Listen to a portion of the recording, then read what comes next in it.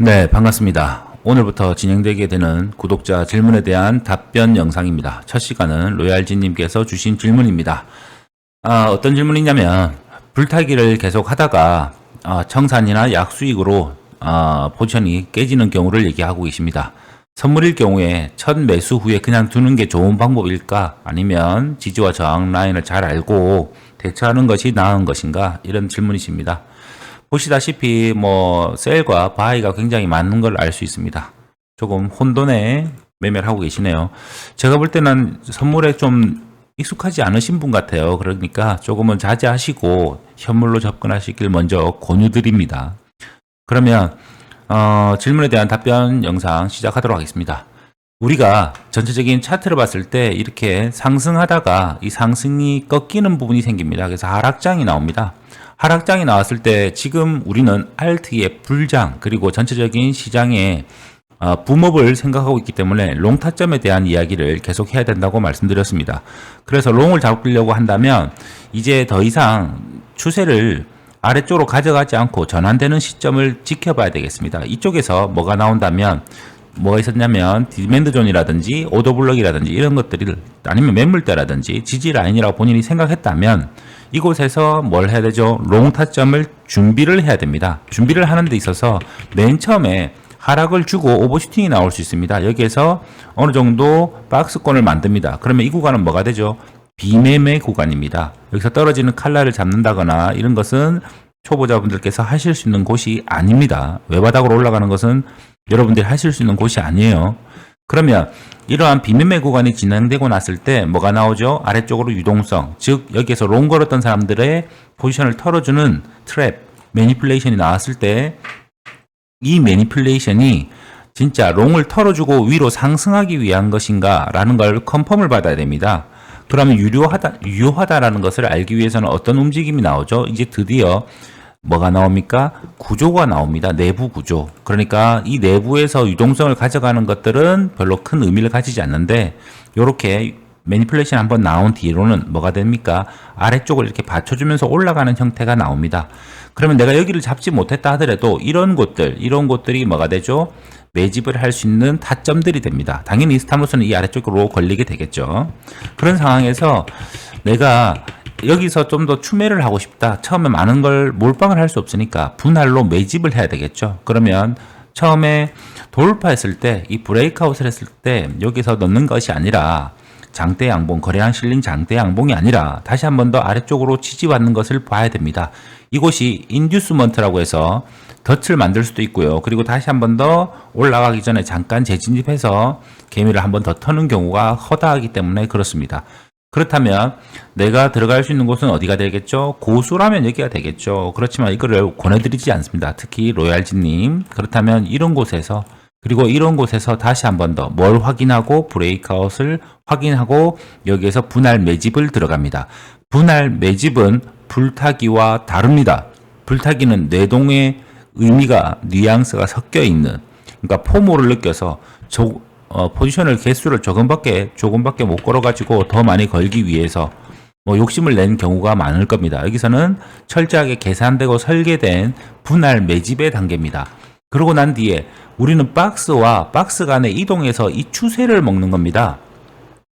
그러면 당연히 이 추세가 출발되고 나면은 그때는 불타기를 하지 않습니다. 그러니까 이 곳에서 우리는 매집을 하고 추세를 먹는 겁니다. 그러면 그때 두 가지 옵션이 생깁니다. 뭐가 있냐면 분할로 익절하고 난 뒤에 불을 탈 것이냐, 추가 매집을 할 것이냐, 아니면 분할 매집을 하지 않고 그냥 다시 한 번 더 개수를 채울 것이냐, 개수를 좀 더 살 것이냐, 그것은 다시 한 번 더 오버슈팅 주고 이 박스 구간을 만들 때 다시 한 번 더 이런 곳에서 뭘 할 수 있죠? 추가 매집을 할 수가 있습니다.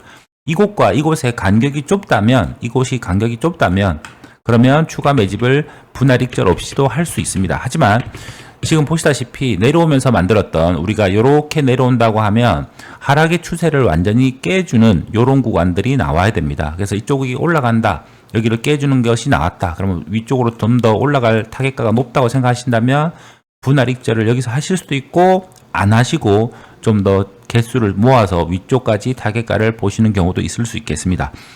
그러나 우리가 불을 탄다는 것은 뭐냐면 여기에서 내가 여기서 먼저 1차로 진입을 했었고 뭐 당연히 분할 매집을 해서 어느 정도 평단가를 가지고 있는 상태에서 새롭게 진입을 한다고 하면 평단가를 어디에 맞춰줘야 되냐면 박스와 박스 사이 정도에 맞춰줘야 됩니다. 아니면 최소한 이렇습니다. 그리고 적게 조금 추가 매집을 해서 평단을 최대한 아래쪽으로 맞춰줘야 됩니다. 왜 이렇게 되느냐면 이 위쪽으로 올라가서 위쪽에서 다시 한 번 더 매니플레이션을 주는데 이 매니플레이션의 이 범위가 좀 더 아래쪽으로 줄 수 있습니다. 그러니까 뭐냐면 내 평단이 이렇게 맞춰져 있다면 여기에서 이렇게 깨고 올라가는 경우가 생깁니다. 그러면 로얄진님께서 겪으셨던 그런 현상들을 다시 한번 겪게 되는 겁니다. 그래서 조금 더 최대한 아래쪽에 왔을 때 추가 매집을 한번 할 수 있도록, 아니면 차라리 이런 쪽에 통과를 하고 나면 이쪽에서 추가 매집, 불타기를 하더라도 개수를 적게 들어가는 겁니다. 기존에 들어갔던 것보다. 그래서 평단을 이 정도쯤에 맞춰줘야 됩니다. 최소한 이 중간 정도쯤에 맞춰줘야 됩니다. 왜 이게 중요하냐면 만약에 이 위쪽으로 위쪽에서 올라가서 내려온다면 이곳이 뭐가 되겠죠? 중요한 지지 라인이 됩니다. 지지 라인. 그러니까 내 스탑로스까지, 내 평단까지 내려오질 않아요. 그러니까 이 구간에서 충분히 다시 한 번 더 올라갈 수 있는 걸 볼 수 있는, 그러니까 포지션을 길게 홀딩할 수 있는 멘탈적이거나 아니면 포지션적인 여유를 갖게 됩니다.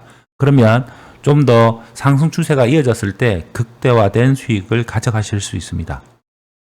결론을 말씀드리겠습니다. 불타기와 분할 매집은 다릅니다. 분할 매집은 박스가 시작되기 전에, 박스가 시작돼서 이 구간에서 잡는 것을 분할 매집이라고 합니다. 박스에서 브레이크아웃에서 출발하는 추세에선 절대로 추가로 매집하지 않습니다. 그리고 분할 익절을 하던 아니면 분할 익절을 하지 않던 간에 추가 매집을 한다면 평단은 최소한 어떻게 돼야 된다고요? 이 박스, 내가 이쪽에 있다면 그 이전 박스의 아래쪽의 평단을 맞춰줘야 됩니다. 이게 바로 우리가 PO3, 즉 여기서 박스가 있고 아래쪽으로 매니플레이션 주고 추세 나오고 다시 한 번 더 이 박스로 이동하는, 박스 간의 이동에서 기본적인 선물 매매 방법입니다. 아주 오래전에 니콜라스 다바스가 말했던 박스 이론을 좀 더 현대적이고 진보적으로 코인에 맞춰서 우리가 매매를 진행하게 되는 겁니다. 다시 한 번 더 말씀드립니다만 코인의 선물은 매우 야생과 같습니다. 최소한 저배로 이런 매매를 하신다면 추매, 이런 것에서 뭐 추매를 해서 욕심 때문에 내 평단이 깨지는 경우는 많이 줄어들 거라고 생각이 듭니다. 오늘 영상은 여기까지 하도록 하겠습니다. 감사합니다. 다음 질문과 답변에 대한 영상으로 뵙도록 하겠습니다.